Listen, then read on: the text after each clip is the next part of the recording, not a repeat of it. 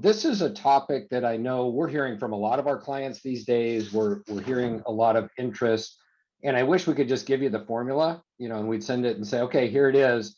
But we're going to talk about some of the nuances and also get input from the audience. So in terms of the outline, we're also going to do, if you're familiar with Sales Readiness Group webinars, do things a little differently today. We're not going to bring up slides. We're not going to provide a lot of models or frameworks. What we're going to do is have a discussion about what's going on out there. And we really have 4 topics. We want to talk about the unique challenges today as the economy is either slowing or people are scrutinizing their budgets, what's going on there. We're going to talk about tracking activities and results. So what should we be measuring? What should we be paying attention to these days? And maybe what's different about that?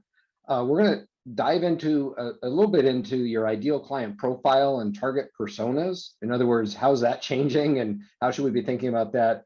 And ultimately, what strategies can we deploy to cut through the noise and get access, right? So that's as much of an overview and outline as I'm going to provide. And then Jake and I are just going to talk about this. So, to start, Jake, we've all heard and we're probably all feeling it, right? We started this year talking about the Great Resignation. Mm-hmm. The sales teams are shuffling, people have different options. We still have COVID lingering, and we had a lot of people working from home and maybe some hybrid challenges associated with that.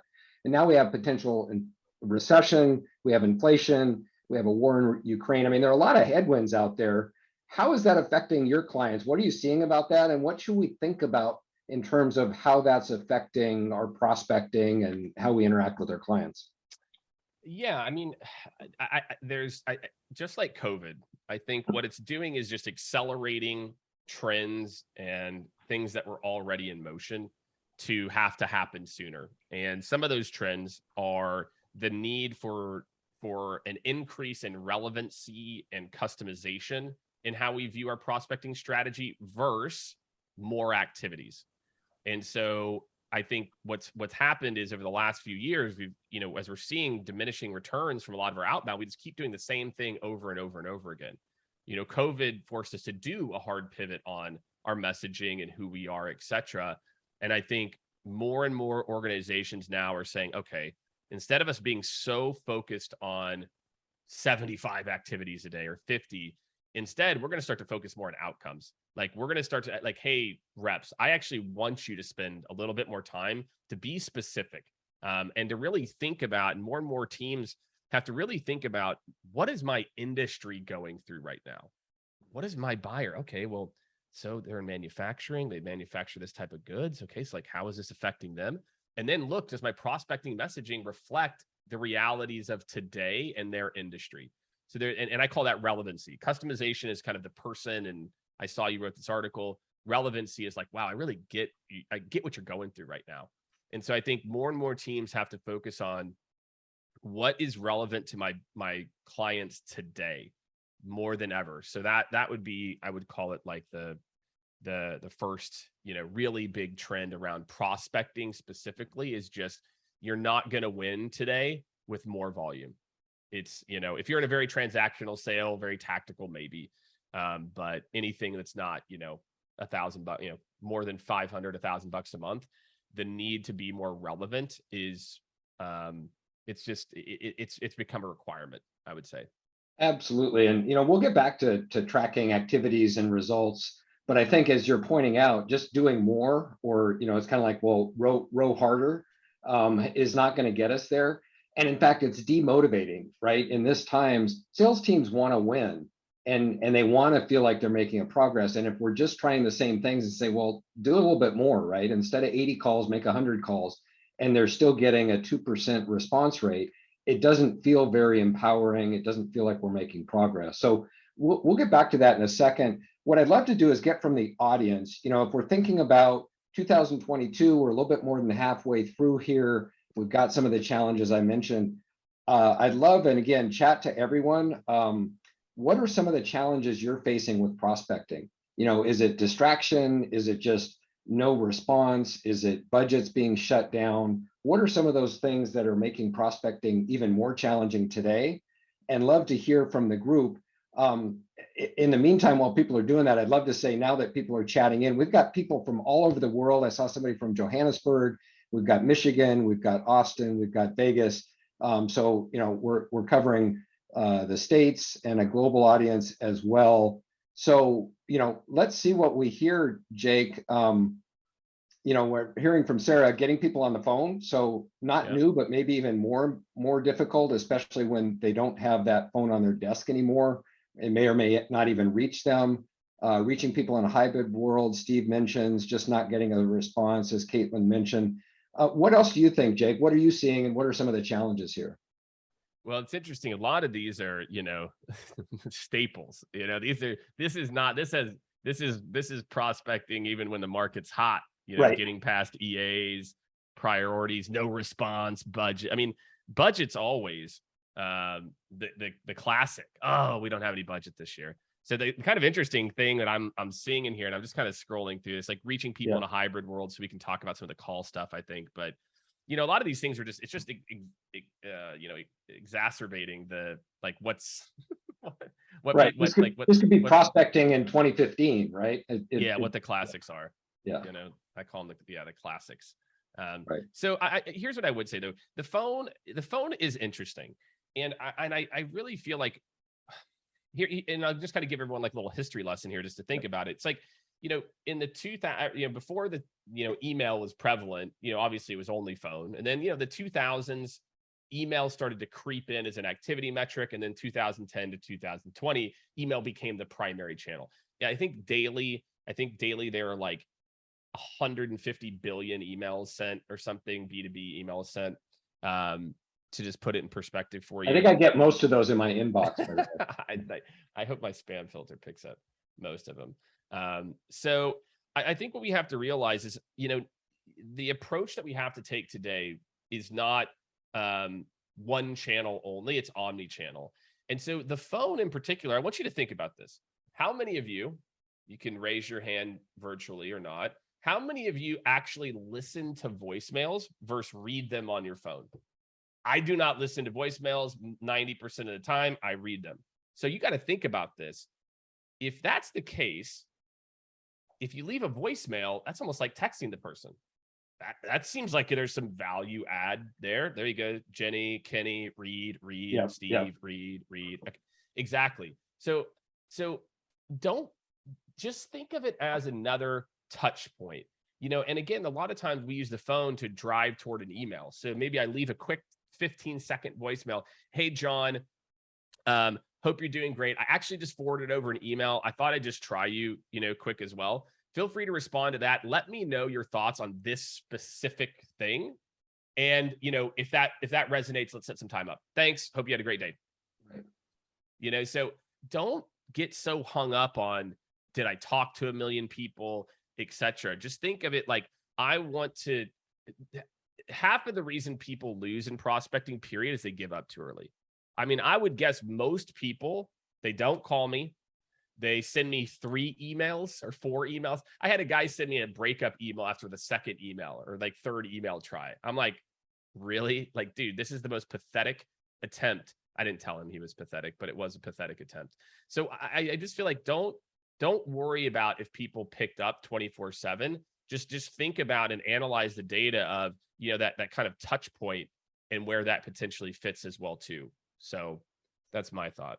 Yeah, absolutely. And I think you're multi-channel or omni-channel, and including video, right? And it's, are we engaging them with something that's going to gain their attention?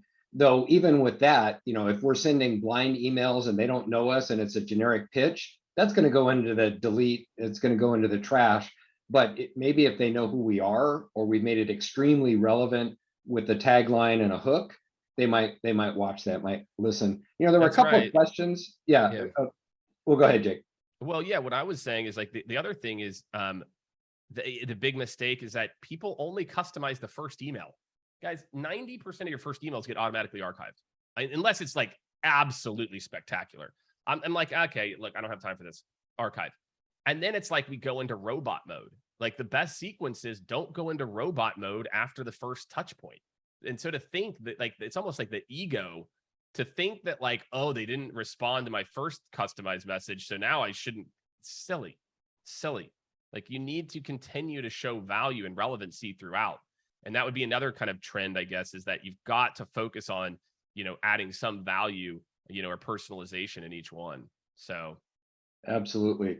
There were some specific questions, and some of this is nuanced, depends on the industry, about Totally. do you call people on cell phones? Do you text them Yes. initially? I know if I Yes. get a blind or No cold text. text, they haven't earned the right to do that. Text, no. Call, yes. I completely agree. I think especially these days, because that may be the only number you can get them on. And they maybe say, how do you get my number, or don't call me? Great. Thank you. Can I send you an email? I'll follow up.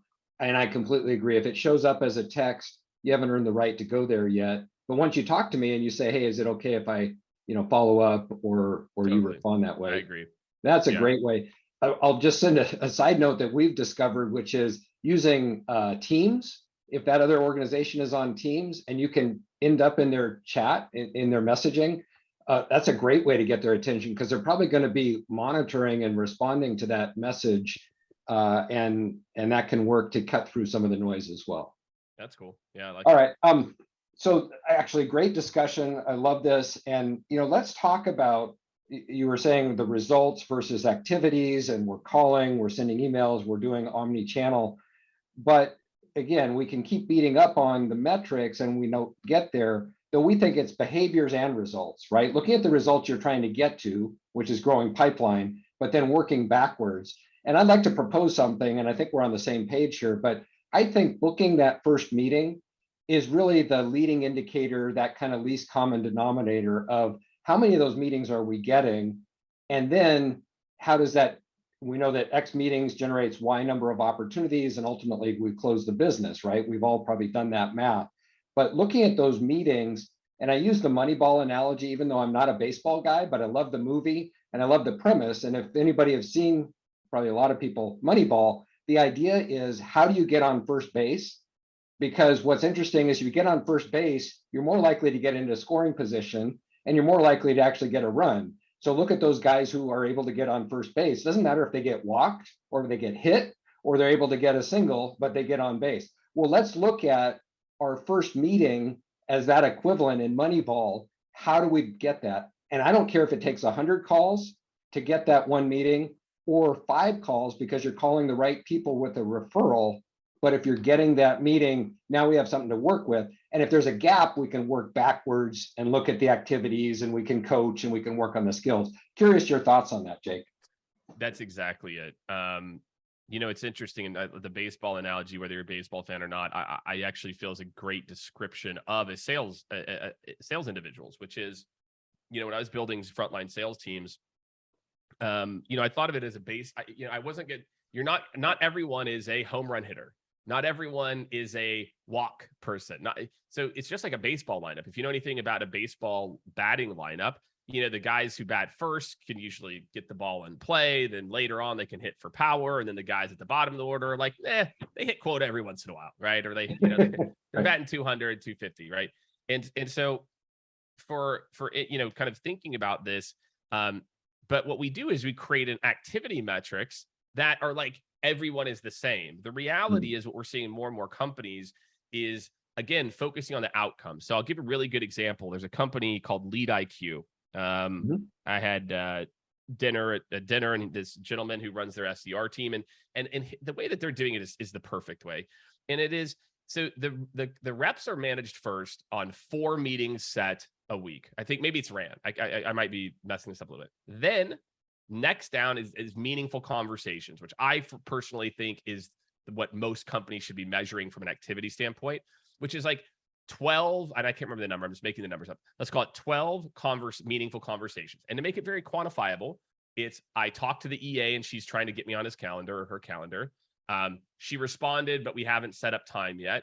Or I got to them and they said no, right? So some type of leading indicator, okay? And then below that is activity. And so how they manage their team is like, look, if you're getting to 4 meetings, keep going. If you want to send 5 personalized videos a day and that gets you there, amazing. Okay, well, hey, you're not getting to that. Well, now let's peel it back. Now, hey, are you having the right number of meaningful conversations? Are you hitting that 15 or 12 or whatever? You're not hitting that, then I'm managing it activity, because you need to be putting in the work to get to that number. And so I think we should start by managing people to outcomes. and then the leading indicator to outcome, and then raw activity versus raw activity. Because look, if you've got an SDR team and you've got really ridiculous raw activity and that's your number, there is a 100%, not 99.9, 100% chance your team is making fake dials and hitting send all on emails when they know that they shouldn't do that, because you're making them you're making the way that you view success their activity. Well, I love that. And it also speaks to that. We always hear, well, wait about quality versus quantity and all that. And that really begs that question. If you're just measuring the activity levels, you're going to get some of that noise. And I think it's also important then, and this is one of the things we cover in a workshop, is if we know that first meeting or that leading indicator of those quality meetings, and we should be tracking that ourselves, and as an organization to say, well, if we know we have, let's say it's 12 or 15 of those meetings a month, that results in X number of opportunities. And at the end of the day, we close Y number of deals. So now I know what my batting average really is, right? What my success rate, because here's the mantra, and I want people to think about this, or you can take this with you, is what's the value of one more meeting? So if I could book one more quality meeting every week for every account executive, or even if it's just the BDR team, but what would it take to get one more quality meeting? And then based on your close ratio and win rates, what does that equate to over the course of the year?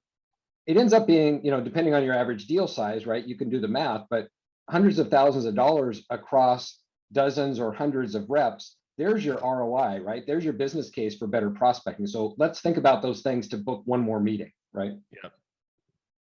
So this is great. Okay, so, and yes, we will be providing a copy of the recording, and there'll be follow-up emails coming out after this. So yeah, I think we can definitely over-index on activity tracking. Let's think about those metrics and then how we get there. And one of the ways we get there is being more relevant and going after the right people and the right targets.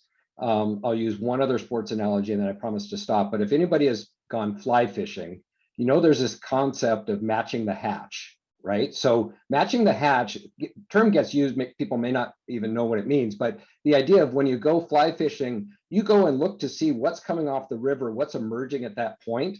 And then that's the fly that you want to fish with, right? Because there are different hatches at different times of the day, and that's what's going to catch the fish. The reason I share that is let's think about the fish we're going after and what they're likely to bite on, right? So let's think about that species, which is your persona. Let's think about the company, and then let's use the bait, if you will, which is being extremely relevant to your point, Jake, to that individual. So when we think about our ideal client profile and target persona, how is that changing these days, Jake? And how should we be thinking about that evolving so that we're not just, spamming everyone? Totally. And it goes back to what I said at the very beginning. It's interesting. There's always, even in a great economy, there's changes that happen. So again, it goes back to what goes into a good buyer persona. What keeps this person up at night, right? Goals and KPIs, right? Other of these things that you need to know about your customers so you can relate value that you could provide back to them. And so I think what you've got to do is go back and reevaluate those two things. Go back and look at the what are their pain points? And you probably need to rework some of those. It's probably time to go back to persona. Okay, what are their pain points? Not in a normal day-to-day, but now. And the other thing I would say is, look, some industries are doing just fine. So the answer is nothing. And I think I can tell you, for me, I, in particular, I remember I was working at the largest job site in the world in 2007, 8, and 9. And for those of you, people were really excited to hire when the economy was falling down all around us. But my team was the #1 team 2 years in a row out of 20 plus inside hybrid teams. And a lot of it was just a positive attitude. We can't control it.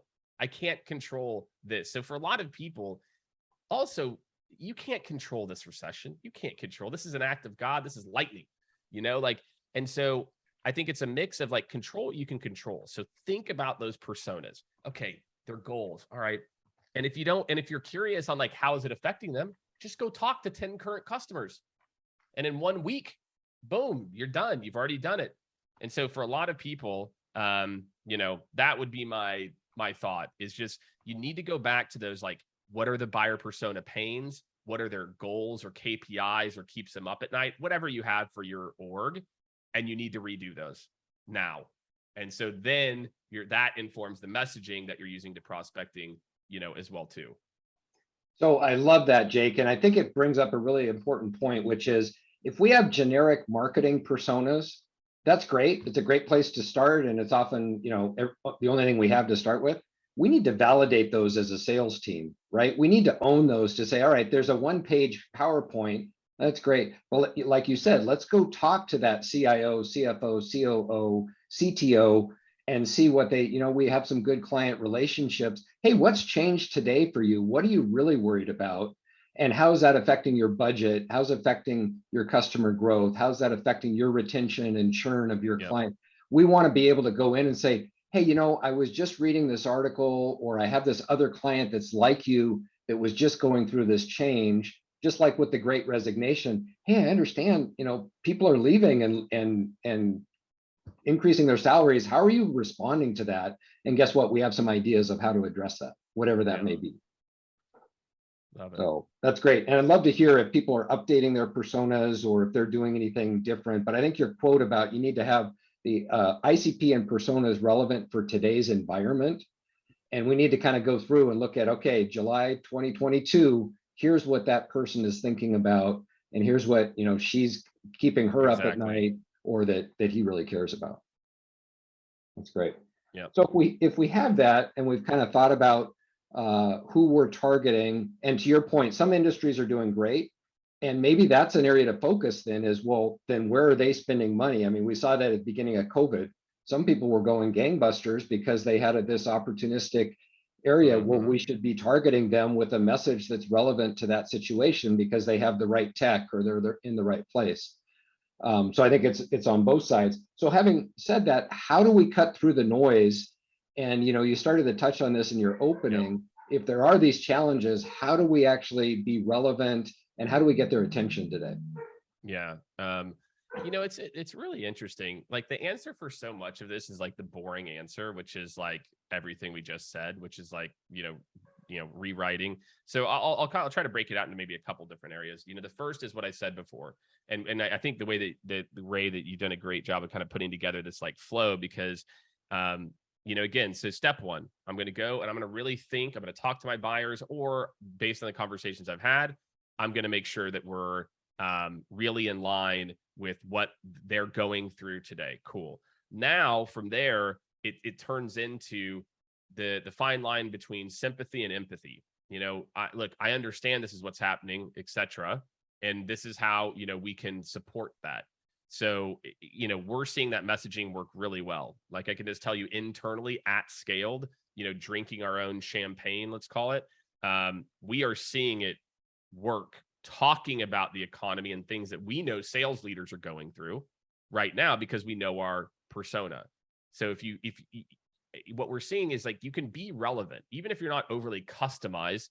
Again, the difference between relevancy and customized is like a very specific data point about someone. Relevancy is like, I really know my buyer and what's happening and the trends as a part of it. So for me in particular, it's then I've got that. And then the third piece, and you started to touch on this for 1 second, Ray, which is omni-channel. That you're not just using, you know, call it email. If you're just using email, unless you're like the best the best copywriter of all time, I just don't know how you can be successful today. You know, I wish, hey guys, look, I wish you could just send a bunch of emails and it would work. That would be great. I would love that for you. But the reality is that's called marketing. And if you're sending bulk emails, you know, you're also very replaceable as well. So I think that the next step is, okay, so I've got this relevant messaging. And then it's like you said, it's mixing in things like video. I also would talk about LinkedIn. Like, let's just spend a little bit of time on that. If I was an SDR right now, or a full cycle sales rep who does their own prospecting, I would be putting out 1 post a week, 2 posts a week on the impact on your industry and 2 quick things that will make them smarter. I would start to, connect with my market, etc. And I would, again, as a part of my sequence, I would make sure that I'm also, soft nurturing people, by putting out content that's relevant. And really, I think now is a great time for anybody to build a reputation, around, what's happening in a space. So that's how I would think about that. Well, and I think that does a number of things. One, it makes them a little bit more familiar. They may recognize us. They may not know where they connected, but it's like, oh, okay, yeah, I'll take that call, or I heard this person, or, the number of times somebody says, oh yeah, I saw your content. I really like it. I'm like, oh, you don't know those 100 people that are reading that post, that they don't comment or like it, but it's out there and it's building your reputation. So I think that that's super important to get it out there through a number of channels. I think the other thing, as we talk about how do we get access, is rethinking our access strategies. So, the age old, I'm going to send an email and say, are you available at 8 o'clock on Tuesday or 1 p.m. on Wednesday? Yeah. We're not going to get a response to that. If I send that email with a referral from somebody they respect, we know that the response rate goes up. That's not new, but it's even more important today. If I provide an insight about their industry or company that they don't know, I've now gone to the head of the line as well. Like, oh, that's interesting. I'd like to talk to Jake about that because he knows something or knows a client like me that I'm curious to hear how they did that. And then the other thing I'd say is if we can create a reason, a really compelling reason to meet, that's also going to increase the likelihood. So in other words, can I brief you on this research report we did? That's right. Or my executive is going to be in town, and Classic. it's a classic, but it's now is never a better time to lean on those executives, right? Make them earn that sales pay. But if you can create that, whether it's real, perceived, whatever that event is, to say, we'd like to meet and brief you, your chances of getting 15 minutes, a half hour go up significantly, whether that's in person or virtual. That's a great call, Ray. And there's Gong did a report. It's probably about a year old now, maybe a little long, maybe a year ago. Becca and our team might know. Maybe a year and a half ago. And what they did is it was about a year. They started to look at positive reply rates. And what they found is that asking someone if they have time next week is the worst. And I'm just telling you guys, it's the worst. It's always been the worst. As somebody who's busy and has almost 60 plus meetings a week, yeah, I hate it. And let me tell you why I hate it, because now I got to go think and look through my calendar. And then I already know I'm going to send over a time and you're going to be like, I'm booked at that time. And so I'm like, forget it. If you say like, hey, Jake, how does Thursday afternoon look between 2 to 4? Or I'm also open Thursday, morning between 9:30 to 10:30. That allows me to quickly open my calendar, look, yes, no, etc. But they actually found that was number 2. What I just said is like in terms of positive reply. Number 1 was, is it okay if I send you additional details on XYZ? Kind of that briefing concept. So what they found is like, if you can get that person, if you can get permission to send them something to make them smarter, and then you follow up with a meeting, it had a substantially higher conversion rate. So that, just to kind of lean some, data behind what you're saying as well, Ray, that idea of making people smarter will never go out of style. And it is why people take meetings, and especially why they take meetings when times are a little, rocky or tumultuous. Yeah, absolutely. And, just while we're chatting, I'd love to hear if people are finding other approaches, other techniques that are working. What are you guys trying? What are you doing? Love to hear from the audience. But, Totally. I think we should be trying different things. And I was going to go all the way back to our opening about, hey, we've got some headwinds. There are definitely some challenges. I was just actually at a Gong briefing, and I loved one of the comments, which was, but what are the tailwinds, right? Where are we seeing that this is actually moving us forward, or we can ride that? It's not all doomsday. And in fact, they said, hey, we can point ourselves into a recession or paint ourselves into a recession just by thinking that we're in a, no, what can we do to get past that? And the takeaway is the organizations that thrive in a challenging time are the ones that are nimble and flexible, right? They're the ones that adapt. And so it's not that they're necessarily on the top of the game, but they're the ones that are able to listen and look and try different things. And I think that's something we really need to be thinking about and doing some creative things. So love to hear from others, other techniques. I got one the other day, and the bribery technique has been around forever, but it was, when can we send you the Chick-fil-A lunch? And the follow-up was, and we'll include the milkshake. And it got my attention, and I chuckled, and it's like, it's not a fit, and I'm not going to just take advantage of the free lunch. But I read it, I remember the guy, and I thought, yeah, not bad if that's the relevant to your Totally. ICP. So Be whatever that different. is, we need to be trying some different techniques. Be different. Oh my gosh. There's an SDR really, I think just as well, she's an AE now named Sarah Brazier. She actually works at Gong. And she uses humor. It's like that's her natural thing. And so she doesn't, she's not necessarily even as customized or personalized as, most people. But she's just different. And I'm just telling you, I really feel the bar right now to cut through the noise is so low. Just stop. How about this? If you literally just stop doing send all sequences with like minimal customization, and you just start doing some 5 minutes, give me 5 minutes, just 5 minutes. You're gonna beat your peers, which is kind of crazy to think. Yeah. So No, 5 minutes, and here's why, right? Here's why this is relevant to you, and they can make the decision. But yeah, absolutely, cut through the noise. yeah, cool. So please don't send me the lemur email that asks me if I've been attacked by a lemur or fallen down and can't Like get an up. alligator. It's like Yeah, at some point they're cliches, they're trite or they get overused. But I think a little bit of humor can be great. And the follow-up that's compelling with an additional insight or additional information. Don't ask me why I haven't responded, or don't shame me. Oh, I must be really busy. Well, no, no kidding, right? Everybody's busy. Yes, you're So not interested. yeah, Like, no, I'm not interested. And you're completely unpersonalized, knowing nothing about my business. I do not need mobile web development right now. I'm sorry. yeah, and it's not my job to get back to you. so don't feel bad when I haven't responded, right? I've got other things to do. So anyway, we can rank on those all the day.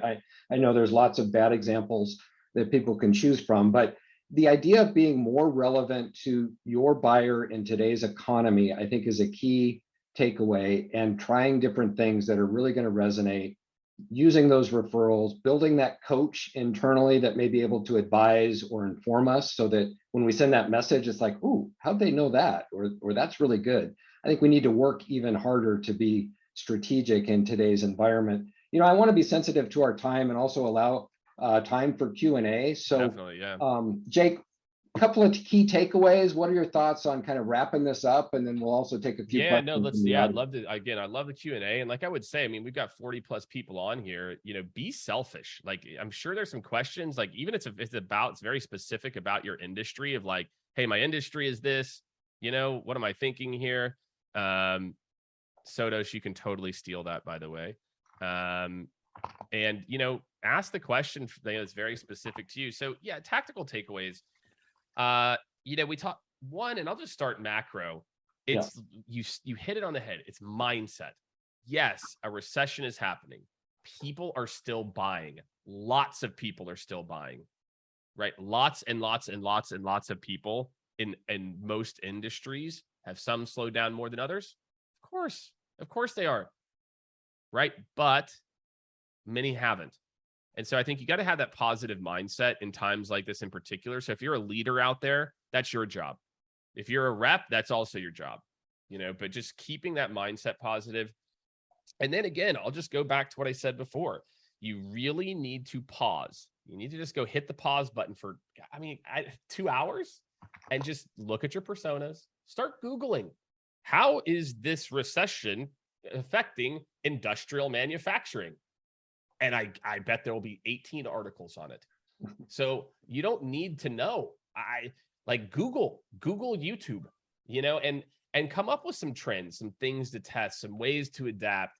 Go talk to your current customers. All these things you can do quickly, to then go and look at your messaging. I think right now, it's interesting. And I don't know, Ray, if you're, I just kind of took a quick peek at my email to see if I'm getting this. I'm not getting a lot of people who are actively talking about it.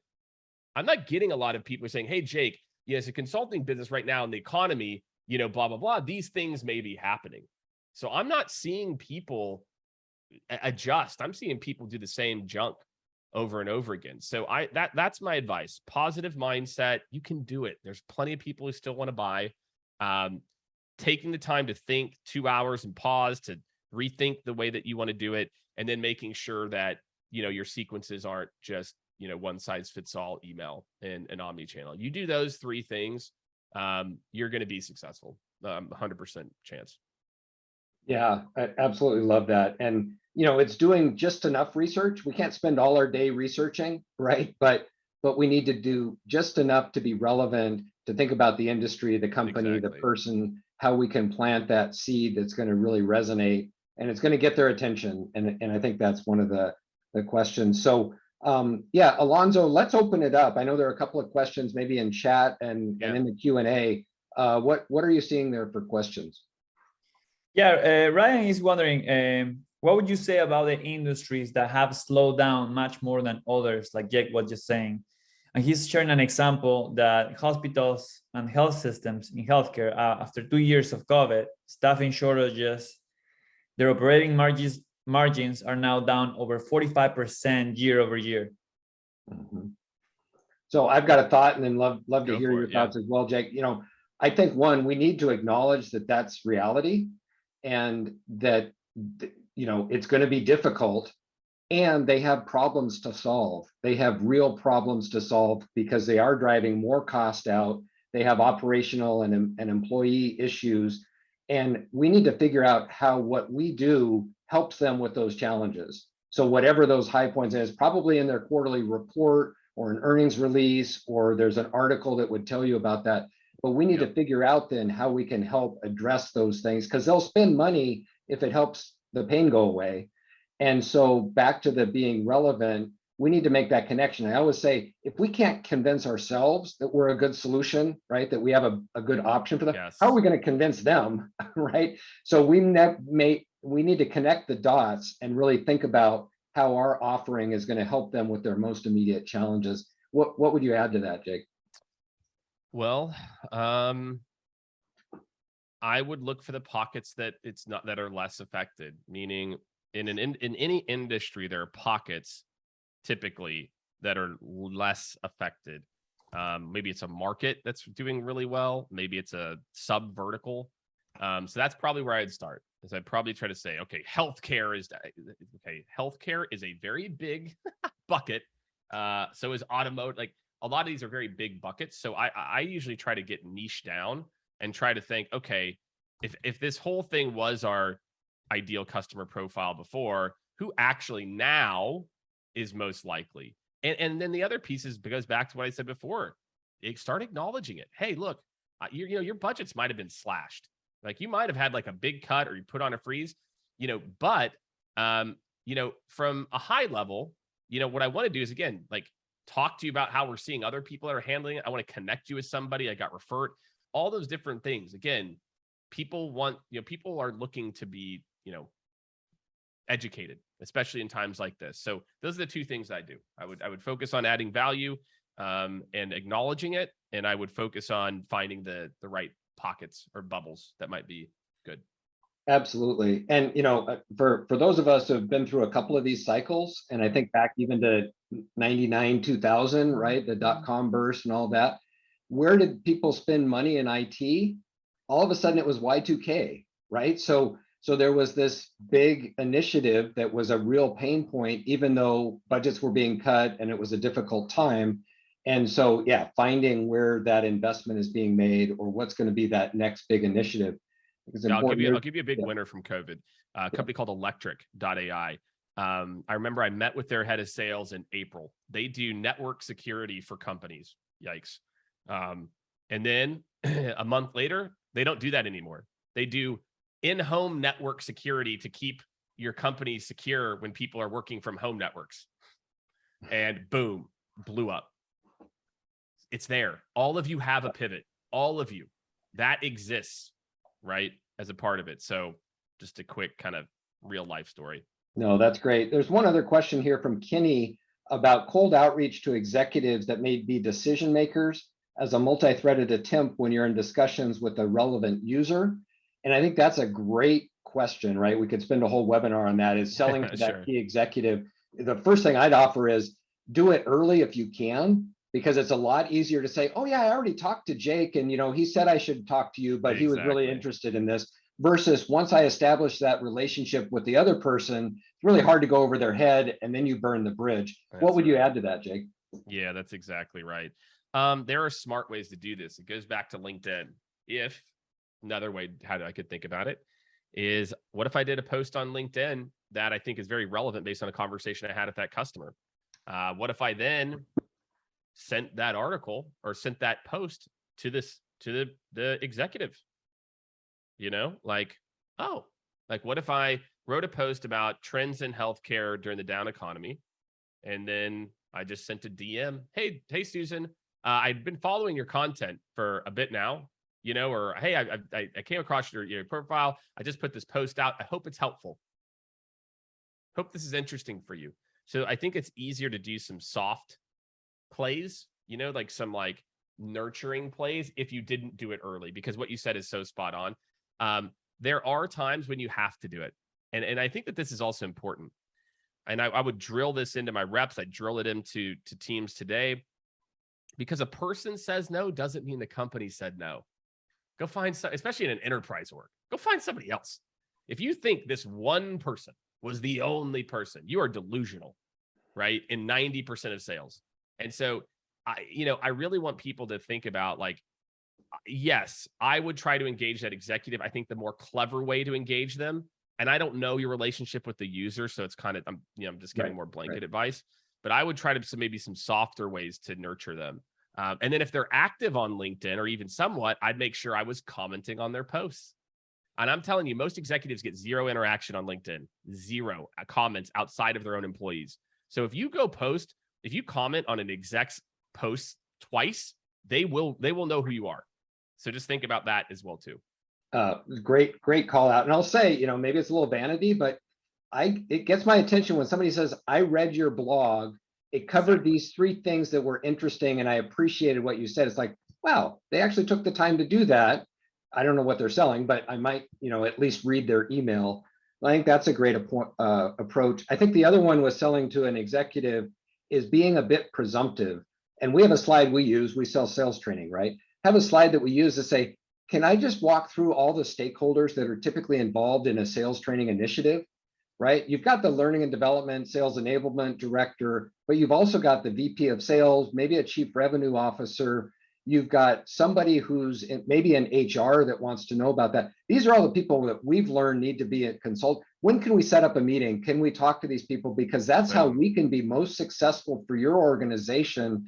When can we meet with Jake? Because we know he's going to be a key stakeholder. You got to be so good. and push. It's so good. And that what you're doing is you're actually showing that you know more. I think a lot of people struggle with that talk track, Ray, because they instead they're in the I would love to camp, which is not the camp you want to be in. I'd love to loop in Susan. Well, no, thanks, Jake. Send me some information and I'll circulate it internally. Right.